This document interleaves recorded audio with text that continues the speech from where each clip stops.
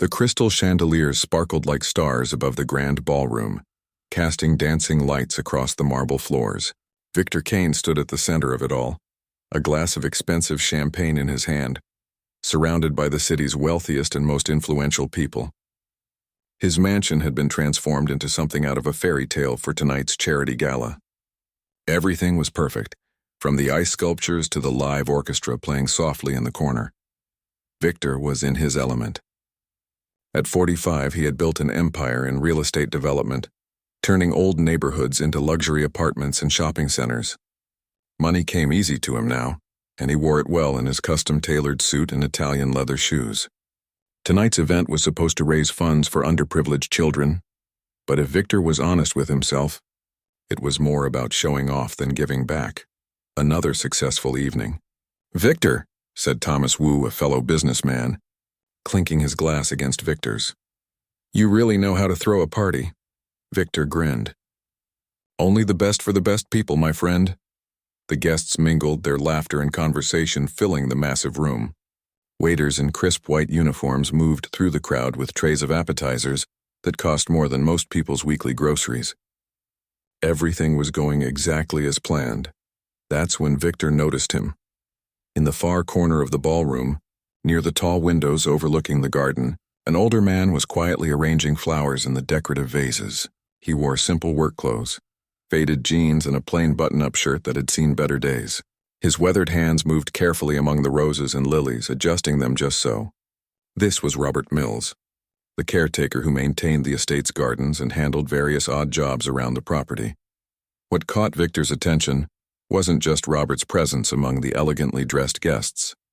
It was the sound. The old man was humming something under his breath as he worked. A melody. Something classical and intricate that seemed oddly out of place coming from someone in work boots. "Would you look at that?" Victor said loudly, nudging Thomas. His voice carried across the nearby crowd, causing several heads to turn. Even the help is enjoying the party. A few people glanced over at Robert, then back at Victor with uncertain smiles. But Victor wasn't done. He'd had just enough champagne to feel bold, and something about the old caretaker humming so contentedly while arranging flowers irritated him. Maybe it was because Robert seemed perfectly at peace in his simple work clothes while Victor had spent thousands trying to impress everyone around him. "Hey, Robert," Victor called out, walking closer with his group of friends following behind. "Entertaining yourself there? Don't let us interrupt your concert." Robert looked up, his weathered face showing surprise. He was in his late 60s with gray hair and kind eyes that had deep lines at the corners. "Just finishing up the flowers, Mr. Kane. I'll be out of your way in a moment." No, please continue," Victor said with exaggerated politeness. "We were all enjoying your performance." He turned to his guests with a smirk. "You know I pay Robert here to take care of the gardens. I didn't know I was also getting a private musician. Maybe I should pay extra for the soundtrack." The crowd around them had grown. Some people laughed nervously. Others looked uncomfortable, studying their drinks or the floor. Robert's face flushed slightly, but he said nothing. He simply returned his attention to the flowers, his hands moving a bit faster now. "What was that tune anyway?" Victor pressed, emboldened by the attention. "Something from a commercial? Or maybe you picked it up from the radio in your truck?" "Just an old piece, sir," Robert said quietly, not meeting Victor's eyes. Nothing important, Victor repeated, turning to his audience. "That's the thing about people who do simple work. They have simple pleasures. Humming little tunes, arranging flowers. Must be nice not to have the weight of real responsibilities, right?" A woman near the back of the group looked away. Another man cleared his throat uncomfortably. But Victor's closest friends chuckled obligingly, and that was enough encouragement for him. "I mean, don't get me wrong," Victor continued, gesturing with his champagne glass. "Somebody has to mow the lawns and trim the hedges. Somebody has to do the work that doesn't require, you know." He tapped his temple, "Much up here. And Robert does a fine job. The roses have never looked better." Robert's jaw tightened, but he remained silent. He finished with the last vase and picked up his gardening cart, which held his tools and supplies. As he began to wheel it toward the service exit, something caught the light. Diana Foster, a music producer who had been standing quietly at the edge of the group, noticed it first. Beneath a canvas tarp on Robert's cart, partially visible, was an old violin case. The leather was cracked and worn, and there were faint gold initials on the side, almost rubbed away by time and handling. She stepped forward, her curiosity overriding the awkwardness of the moment. "Robert, is that a violin?" Robert paused, his hand on the cart. For a moment he seemed to debate whether to answer. "Yes, ma'am. Do you play?" Diana asked gently, ignoring Victor's amused expression. "I used to," Robert said simply. "A long time ago," Victor laughed. "Oh, this keeps getting better. The gardener fancies himself a violinist. What's next, Robert? Are you going to tell us you studied at some fancy music school?" Robert's eyes met Victor's for just a moment, and there was something in that look, something deep and sad and dignified, that made a few people in the crowd shift uncomfortably. But Robert didn't rise to the bait. He didn't defend himself or argue or try to prove anything. "I should get back to work," he said quietly. "Enjoy your evening, Mr. Kane, everyone." He bowed his head slightly, the gesture of someone who had learned long ago that silence was sometimes the only response to cruelty, and began to push his cart toward the exit. Victor watched him go, still grinning, pleased with himself and the entertainment he'd provided his guests. Well, that was amusing. "Now, where were we?" But Diana Foster didn't move. She stood watching Robert's retreating figure, her mind working. That melody he'd been humming, she'd recognized it. It wasn't something from a commercial or the radio. It was a movement from a complex classical piece, something most people wouldn't know unless they'd studied music seriously. And that violin case, old as it was, had been expensive once, high quality, the kind serious musicians carried. As the party resumed around her, as Victor soaked up more attention and laughter from his crowd, Diana made a mental note. There was more to the quiet caretaker than anyone realized, and something about the way he'd handled Victor's mockery with such quiet dignity made her want to know his story. Robert Mills had secrets, she suspected. And judging by that violin case and the sophisticated melody he'd been humming, those secrets were worth discovering. Diana Foster couldn't shake the feeling that something important had just happened. While the other guests returned to their champagne and small talk, she excused herself from the ballroom and slipped out through the side door that led to the garden. The evening air was cool against her skin, a welcome relief from the stuffy atmosphere inside.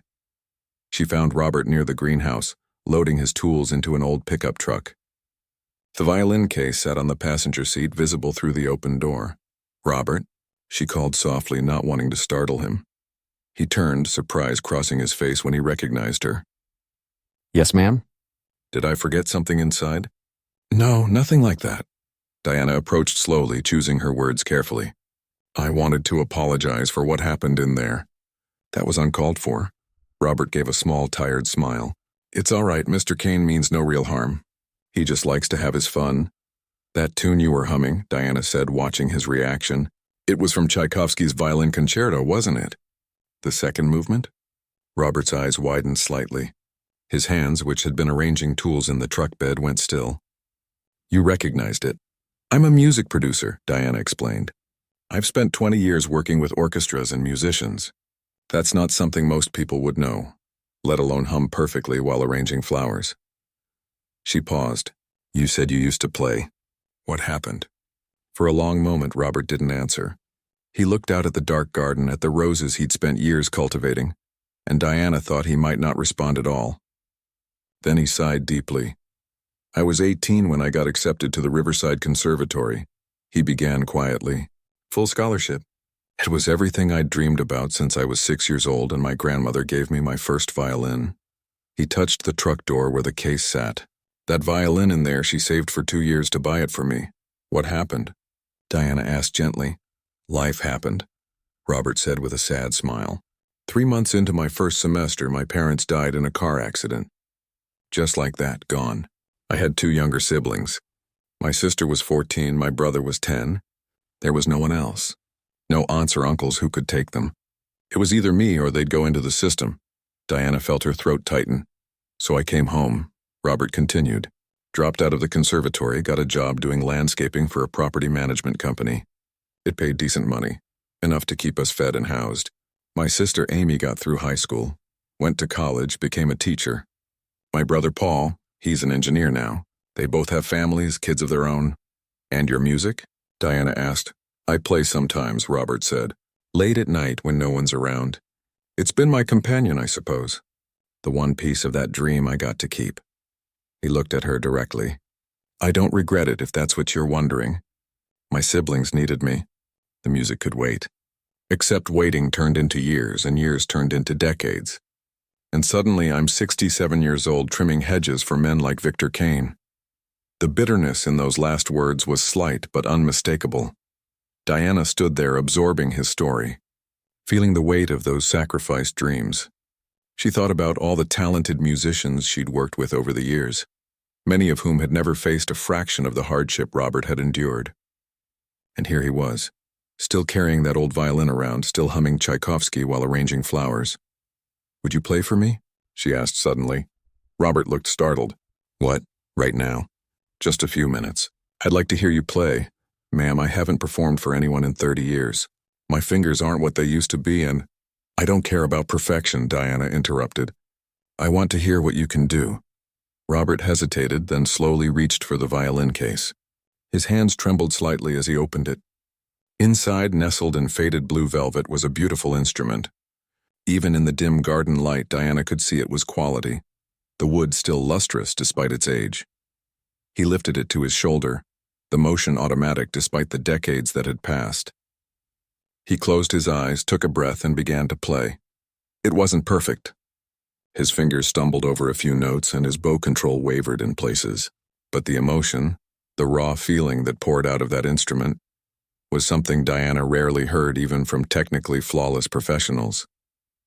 He played a simple melody, something mournful and beautiful, and she recognized it as his own composition, something born from his own experience. When he finished, Diana had tears in her eyes. Robert, she said, her voice thick with emotion, that was extraordinary. He lowered the violin, looking embarrassed. It's rusty, I know. If I practiced more. No, Diana said firmly. What you just did, that authenticity, that's what's missing from so much music today. People can learn technique, but they can't learn to play with a soul like that. An idea was forming in her mind, bold and maybe a little crazy. Come back inside with me. Ma'am? Trust me, Diana said. I want to give you an opportunity, but I need you to trust me. 20 minutes later, they were back in the ballroom. Victor was holding court near the bar, still in fine form, entertaining a group with some story about his latest real estate deal. He noticed Diana approaching with Robert beside her and raised an eyebrow. Diana, did you bring the entertainment back? Are we getting a repeat performance? Actually, Victor, Diana said calmly, I have a proposition for you. The confidence in her voice made several people stop talking and turn to listen. Victor, intrigued, gestured for her to continue. I've just learned that Robert here attended the Riverside Conservatory on a full scholarship. He left to take care of his family, but he's been playing violin for over 50 years. Oh, this should be good, Victor said with a grin. What, is he going to serenade us? Yes, Diana said simply. That's exactly what I'm proposing. Let Robert perform one piece for your guests. A real performance, not a joke. And if he can play something that genuinely moves this audience, something that proves he's a real musician and not just the help, as you put it, then you make a substantial donation to the Riverside Conservatory Scholarship Fund. The room had gone quiet. All eyes were on Victor now. And if he can't? Victor asked, his tone mocking but his eyes showing interest. He loved a spectacle, especially one where he felt he had the upper hand. Then I'll match whatever you were planning to donate to your charity tonight, Diana said. Double it, actually. Victor's eyebrows shot up. Diana Foster wasn't just any producer. She was successful, wealthy in her own right.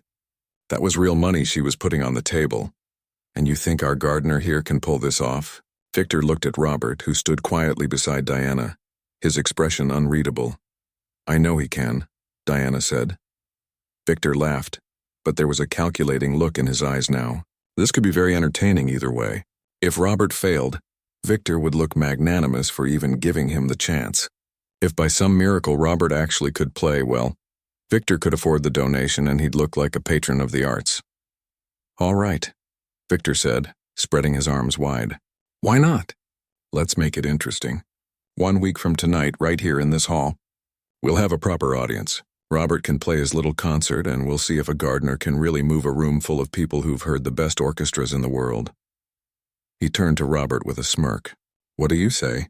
Think you can handle it? Robert looked at Diana, who nodded encouragingly. He thought about that violin in his truck, about 30 years of playing alone in the dark, about all those dreams he'd set aside. "Yes, sir," Robert said quietly. "I can handle it." Victor clapped his hands together. "Excellent. This is going to be very entertaining. Diana, you always know how to liven up a party." He raised his glass. "To next week's performance. May the best man win." As the crowd buzzed with excited chatter about this unexpected development, Robert felt Diana's hand on his shoulder. "Don't let him rattle you," she whispered. "Just play from your heart like you did for me in the garden." "That's all you need to do." Robert nodded, but inside his stomach was churning. He had 7 days to prepare for the performance of his lifetime. 7 days to prove that he was more than just the gardener. 7 days to show Victor Kane and everyone else that music spoke louder than money ever could. The week that followed was the longest of Robert's life. Every evening after finishing his work on the estate, he'd drive home to his small apartment and spend hours with his violin. His fingers ached from the practice. Muscles he'd forgotten he had were screaming in protest. 30 years was a long time to be away from serious playing, and his body was reminding him of every single one of those years. Diana checked in on him twice during the week, bringing encouragement and occasionally sitting in his tiny living room to listen. She never criticized, never pointed out the mistakes. She just listened and smiled, and somehow that made him want to play better. "You're not trying to win a competition," she reminded him on the Thursday before the performance. "You're telling your story. That's all. Let the music speak for itself." But it wasn't that simple, and Robert knew it. Victor Kane had spent the week making sure everyone in his social circle knew about Saturday's entertainment. Word had spread through the city's wealthy elite like wildfire. The gardener who thought he could play violin, the caretaker who claimed to be a musician. It was the talk of country clubs and dinner parties. Some people were genuinely curious. Most were coming for the spectacle, expecting to see Robert fail and Victor proven right. Saturday arrived too quickly. Robert woke up feeling sick to his stomach. His hands trembled as he shaved and dressed. He didn't own a suit anymore, the one from his conservatory days long gone. He put on his best clothes, a simple pair of dark slacks and a clean white shirt. Looking in the mirror, he saw what Victor's guests would see: an old working man in plain clothes, pretending to be something he wasn't. He picked up his grandmother's violin case and left for Victor's mansion. By the time he arrived, cars were already lining the long driveway. Expensive vehicles, the kind Robert would never be able to afford. He parked his old pickup truck among the Teslas and Mercedes, feeling more out of place than ever. The grand hall had been set up differently than the week before. Chairs were arranged in neat rows facing a small raised platform. A single music stand stood in the center under a spotlight. It looked like a stage, and Robert realized with a sinking feeling that's exactly what it was. Victor had turned this into a full performance, complete with dramatic lighting. People were already taking their seats, dressed in cocktail attire, holding glasses of wine. The murmur of conversation filled the room.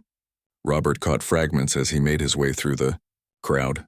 "This should be interesting. I heard he used to be a gardener at the conservatory or something."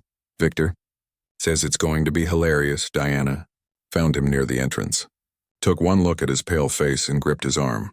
"Hey, look at me. You've got this. Remember, you're not performing for them.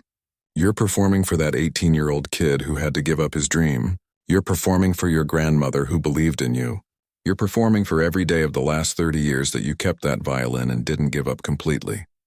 Robert nodded, not trusting himself to speak. Victor appeared, impeccably dressed in a designer suit, a broad smile on his face. "Ah, Robert, our star of the evening. Are you ready to dazzle us?" His tone was friendly, but his eyes sparkled with amusement. He was enjoying this. "As ready as I'll be," Robert managed to say. "Excellent, excellent." Victor clapped him on the shoulder. "Don't be nervous. It's just a room full of people who've heard some of the world's greatest musicians. No pressure." He laughed at his own joke and walked away to join his guests. Robert's hands were shaking now. He found a quiet corner and opened his violin case, going through the familiar ritual of checking the strings, applying rosin to the bow. The routine calmed him slightly. Finally, Victor stood before the crowd and raised his hands for silence.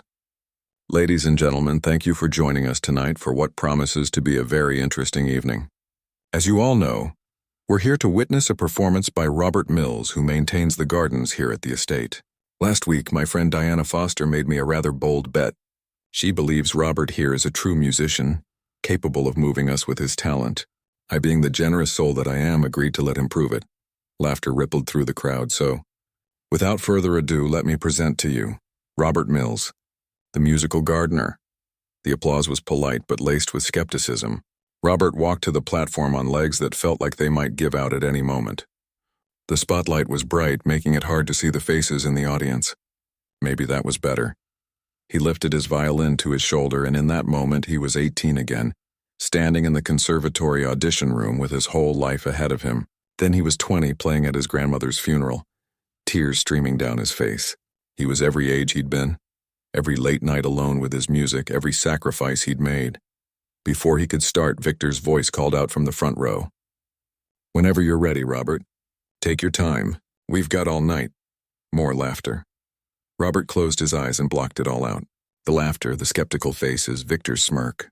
He thought about his sister Amy, now teaching music to elementary school kids in another state. He thought about his brother Paul, who'd named his first son Robert Jr.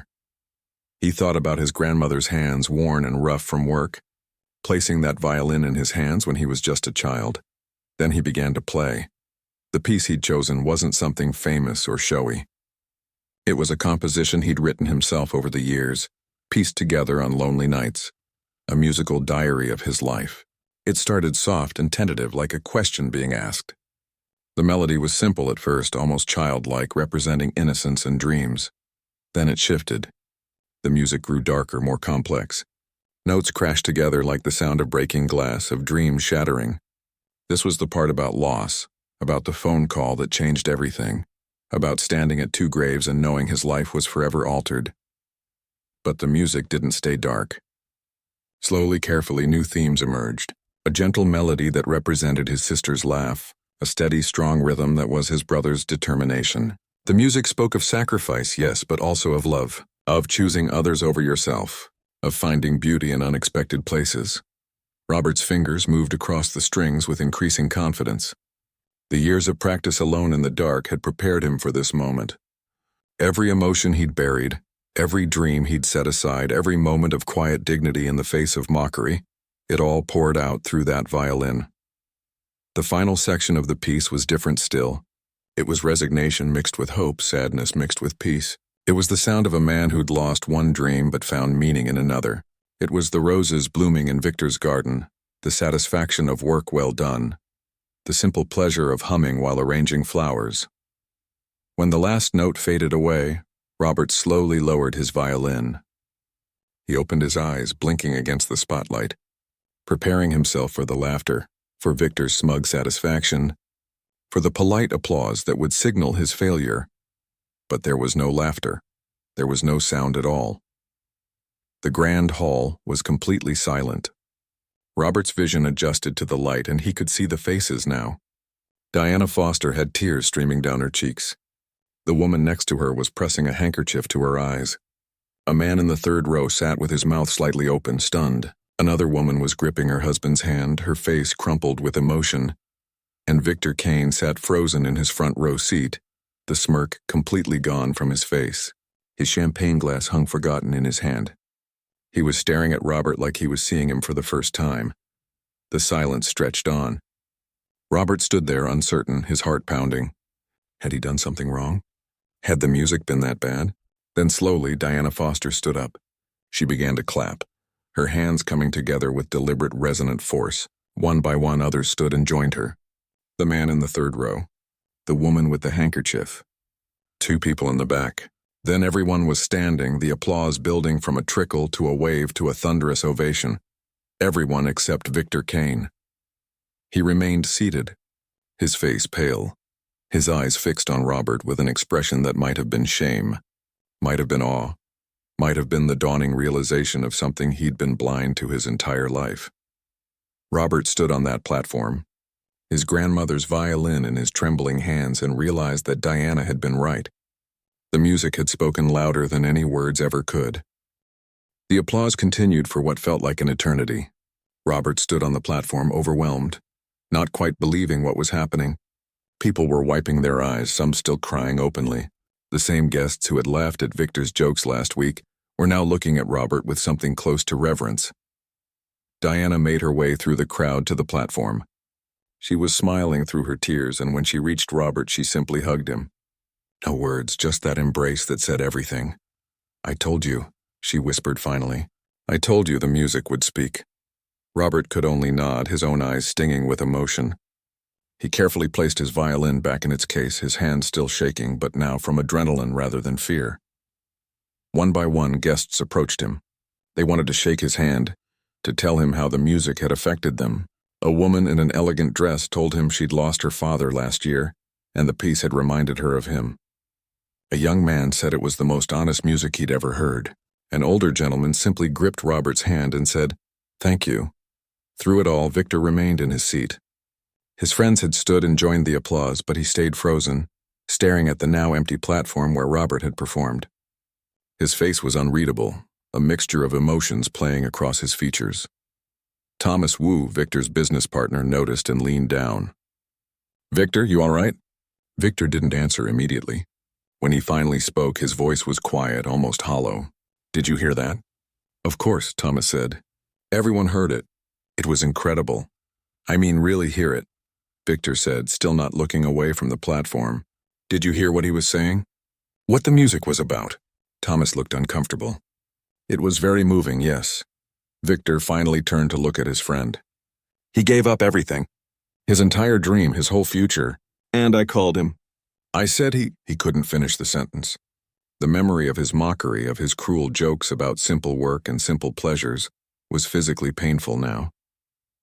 Thomas patted his shoulder awkwardly and moved away, leaving Victor alone with his thoughts. After 20 minutes, the crowd began to thin.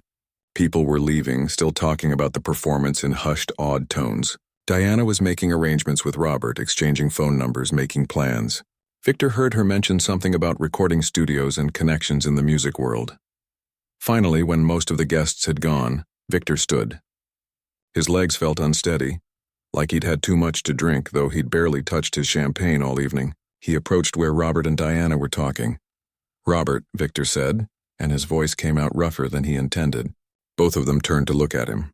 Robert's expression was guarded, polite, but distant. The same look he'd worn every day while working on the estate. The look of someone who knew his place and didn't expect anything more. That look hit Victor harder than anything else that evening. "That was..." Victor started, then stopped. What could he possibly say? That it was good?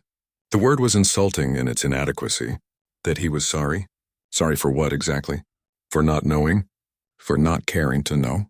For treating a man with such incredible talent as if he were invisible? "Thank you for the opportunity to play, Mr. Kane," Robert said formally. "And I believe you have a donation to make to the conservatory. Diana can give you the details." It was gracious, professional, and completely devoid of warmth. Robert was giving him an out, a way to fulfill his obligation and move on. But Victor found he couldn't take it. "I don't understand," Victor said, the words tumbling out. "Why didn't you say something? Why didn't you tell me you'd studied at the conservatory? That you'd given up everything for your family?" Robert's expression didn't change. Would it have mattered? The question hung in the air between them. Victor wanted to say yes, of course it would have mattered. But they both knew the truth. If Robert had told him last week, Victor would have made it into another joke. The gardener with delusions of grandeur, the working man who thought he was special. "I've been working for you for 3 years, Robert continued quietly. 3 years of maintaining your gardens, fixing things around the estate. And until last week, I don't think you'd ever said more than a few words to me. You didn't know my name until Diana mentioned it. You've never asked about my life, my family, anything. So no, Mr. Kane, I didn't think my past would have mattered to you." Each word was calm, measured, and devastating. Victor felt like he was being dissected, all his flaws laid bare. "Robert, I think we should go," Diana said gently, sensing the tension. "You must be exhausted." "Wait," Victor said, stepping forward. "Please, just give me a minute." Robert looked at Diana, who nodded slightly. They waited. Victor ran his hand through his hair, struggling to find words. He'd given hundreds of speeches, closed million-dollar deals, charmed investors and politicians. But right now, standing in front of his gardener, he couldn't find a single adequate thing to say. I was wrong, he said finally, about everything. The way I spoke to you, the way I treated you, the assumptions I made. He took a breath. I've been surrounded by money and success for so long that I forgot what real value looks like. What real sacrifice means. Robert said nothing, just watched him with those calm, patient eyes. You gave up your dreams so your family could have theirs. Victor continued, and I've spent my whole life chasing money, building things that don't matter, impressing people who don't care. And tonight you stood up there with a violin worth maybe a few $100s and did something I could never do with all my wealth. You moved people. You made them feel something real. Mr. Kane, Robert started. Victor, he interrupted. Please, just Victor, Robert nodded slowly. Victor, I appreciate you saying that. But the thing is, I don't regret my choices. My sister is a teacher now. She's helping kids discover music, the same way my grandmother helped me. My brother is a good man with a beautiful family. They got their educations, their chances. That matters more than any stage I might have played on. But you lost so much, Victor said. I lost one thing, Robert corrected gently, and I gained others. A different life than I planned, yes, but not a lesser one. I've spent 30 years working with my hands, growing things, creating beauty in a different way. There's dignity in that work whether you see it or not. The words weren't harsh, but they stung precisely because they were true. Victor had never seen dignity in manual labor. He'd seen it as something people did because they couldn't do anything better. Diana cleared her throat. Robert, we really should go. It's been a long evening. Robert picked up his violin case, the same battered case that had sat on the passenger seat of his truck for decades. Thank you again for the opportunity, Victor. I hope the donation helps some young musician get their chance. He turned to leave, and Victor felt a sudden desperation. If Robert walked away now, nothing would change. Victor would go back to his life. Robert would go back to his, and this moment would become just another story to tell at parties. What if there was more? Victor blurted out. Both Robert and Diana stopped and turned back. More what? Robert asked. More opportunities. More chances to play. What if... Victor was improvising now, his business mind finally engaging. What if we created something? A foundation, maybe, to help musicians like you. People who had to give up their dreams for good reasons. To give them a second chance. Diana's eyes lit up. That's actually a wonderful idea. But Robert looked skeptical. Mr. Kane, Victor, I appreciate the thought, but I don't need charity. I have my work, my life. Tonight was special and I'm grateful for it, but I'm not looking to change everything. Not charity, Victor said quickly. Partnership. You have the knowledge, the experience, the story. I have the resources. Diana has the connections in the music world. Think about how many people are out there like you. People who had to set aside their talents but never stopped loving music. We could help them. Robert was quiet for a long moment, his hand resting on his violin case. Why? He asked finally. Why do you suddenly care about this? It was a fair question, and Victor knew it deserved an honest answer. Because tonight you showed me something I'd forgotten. Victor said, that worth isn't measured in bank accounts or property holdings. It's measured in what we give, what we sacrifice, what we create. And I've been measuring everything wrong my whole life. He paused. Maybe I can't fix that overnight. But maybe, if you're willing to help, I can start trying. Robert looked at Diana, who shrugged with a small smile. He's serious, she said. I know Victor. When he commits to something, he follows through. I need to think about it, Robert said finally. This is all very sudden. Of course, and Victor said quickly. Take all the time you need. But Robert, whatever you decide about the foundation, I want you to know something. I see you now. I understand what I missed before, and I'm sorry it took this long for me to pay attention. Robert nodded slowly. I appreciate that, Victor. I really do. As Robert and Diana walked toward the exit, Victor stood alone in his grand hall, surrounded by expensive furniture and artwork, feeling more empty than he ever had in his life. But for the first time, that emptiness felt like space for something better to grow. 3 weeks passed before Robert called Victor. 3 weeks during which Victor found himself unable to stop thinking about that night, about the music, about everything Robert had said. He'd written the check to the conservatory the very next day, a substantial donation that would fund scholarships for years. But it felt hollow, like he was just buying his way out of guilt. He'd also started noticing things he'd never paid attention to before. the woman who cleaned his office building, who always hummed while she worked, the older man who delivered his dry cleaning, who had careful artistic hands, the teenager who mowed his lawn, who mentioned wanting to study architecture but worried about the cost. How many stories had he walked past every single day without seeing? When his phone finally rang with Robert's number, Victor nearly dropped it in his rush to answer. "I've been thinking about your proposal," Robert said without preamble, "and I have some conditions." "Anything," Victor said immediately. "First, this isn't about me. I don't want to be the face of this foundation or some kind of poster child. There are younger musicians out there who need this more than I do."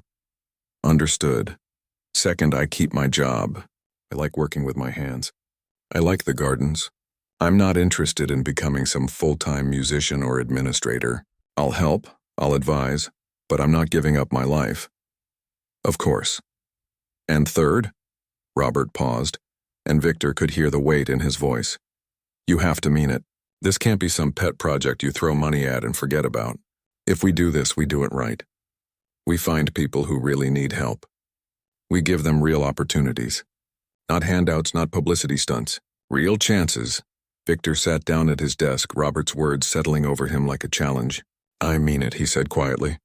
"I know you have no reason to believe me yet, but I'm going to prove it to you." "All right then," Robert said. "Let's talk about how this would actually work." 6 months later, the Second Chances Music Foundation opened its doors in a renovated building downtown. It wasn't fancy or grand. There was no marble lobby or crystal chandeliers. Just practice rooms with good acoustics, instruments available to borrow, and resources for people who needed them. Diana came on board as the artistic director, using her industry connections to bring in professional musicians for workshops and master classes. Robert served as an advisor, meeting with applicants, listening to their stories, helping identify who could benefit most from the foundation's support. And Victor? He showed up. Not just with money, though the foundation was well funded. He showed up in person week after week. At first, people were suspicious. The rich guy with a guilty conscience. But Victor kept coming back. He sat in on auditions. He listened to stories. He learned names. There was Jennifer, a single mother who'd played piano through college but gave it up to raise her kids. Now that they were grown, she wanted to teach music but couldn't afford the certification courses. The foundation paid for her training, and within a year, she was teaching lessons to underprivileged kids in her neighborhood. There was Michael, a military veteran who'd discovered a talent for the cello during rehab after an injury. He couldn't afford an instrument of his own. The foundation provided one along with lessons and connected him with a mentor. He now performed at veterans' hospitals, bringing music to others recovering from trauma. There was Lisa, a teenager whose family had immigrated with nothing. She had perfect pitch and a voice that could break your heart. But they couldn't afford singing lessons or the fees for music school applications. The foundation supported her through high school and helped her get into a top conservatory with scholarships. One Saturday afternoon, about a year after the foundation opened, Victor found himself in one of the practice rooms with Robert. They'd developed an unlikely friendship over the months, built on honest conversations and shared purpose. Robert had taught Victor about music. Victor had learned to listen, really listen, not just to notes but to the stories behind them. "I got a call from my sister yesterday," Robert said, carefully tuning his violin. "She heard about the foundation, told me she was proud of me." "You should be proud," Victor said. "Look what you built here." "What we've built," Robert corrected. "This was your idea, your resources." "My resources, maybe. But your heart, none of this works without that." Victor leaned back in his chair. "Can I ask you something? Do you ever regret it? Giving up the conservatory?" Robert considered the question, his fingers running along the violin strings. "I used to," he admitted. "For years I wondered what might have been. Where I'd be now if my parents hadn't died, if I'd gotten to finish my training. But you know what I've realized?" "What?" "That night I played at your house, that wasn't about showing off my technique or proving I could have been somebody. It was about sharing everything I'd learned from the life I did live, the sacrifice, the hard work, the quiet moments of beauty in ordinary things. If I'd become a famous violinist, I might have had technical skill, but I wouldn't have had that story to tell." He lifted the violin to his shoulder and began playing softly. It was a new piece, something he'd been working on. It spoke of gardens growing, of seasons changing, of foundations being built. Victor closed his eyes and listened, and he understood now what Diana had tried to tell him a year ago. This was what real wealth sounded like, not the clink of champagne glasses or the rustle of money, but this, honest music, honestly earned. When Robert finished, he lowered the violin with a smile. Besides, if I'd stayed at the conservatory, I never would have met you. And then who would have taught you that worth isn't measured in bank accounts? Victor laughed. I was pretty insufferable, wasn't I? You were, Robert agreed without hesitation. But people can change. You proved that. Through the window, they could see other foundation members arriving, a young man carrying a guitar case, an older woman with sheet music under her arm, a teenager who'd just gotten his first saxophone through the program. Each of them with their own story, their own second chance. You know what's strange? Victor said, watching them. I spent my whole life trying to build something that would last. Buildings, businesses, a name people would remember, but none of it felt real. And this? He gestured around the room. This is just a small foundation helping a few musicians, but it feels more real than anything I've ever done. That's because it's built on something true, Robert said. Not money or ego, but recognition. Seeing people for who they really are, not just what they do for you. Victor nodded slowly. A year ago, he would have argued that people were defined by their work, by their productivity, by their economic value. Now he understood how wrong he'd been. The most valuable things couldn't be bought or sold. They could only be recognized, nurtured, and shared. Robert, Victor said. Thank you. For giving me a second chance, too. Robert smiled. We all need them sometimes. The trick is being humble enough to take them when they're offered. Later that evening, the foundation held a small recital. Nothing fancy, just the members performing for each other and a handful of guests. Robert played his piece about gardens and seasons. Jennifer performed a duet with one of her students. Michael played a moving cello solo. Lisa sang an aria that left everyone breathless. Victor sat in the back row, not in the spotlight for once, just listening. And somewhere between the notes and the stories, between the struggles and the triumphs, he finally understood what his wealth was actually for, not to build monuments to himself, but to build platforms for others to shine. As the final performance ended and the audience applauded, Victor caught Robert's eye across the room. Robert nodded once, a gesture of acknowledgement, of friendship, of mutual respect. No words were needed. The mockery had turned to silence, yes, but that silence had transformed into something even more powerful, a conversation, a real one, between two men who'd learned to see past surfaces to the worth underneath, and from that conversation had grown something beautiful, something lasting, something true. Outside, the sun was setting over the city. In Victor's gardens, which Robert still tended with care, roses were blooming.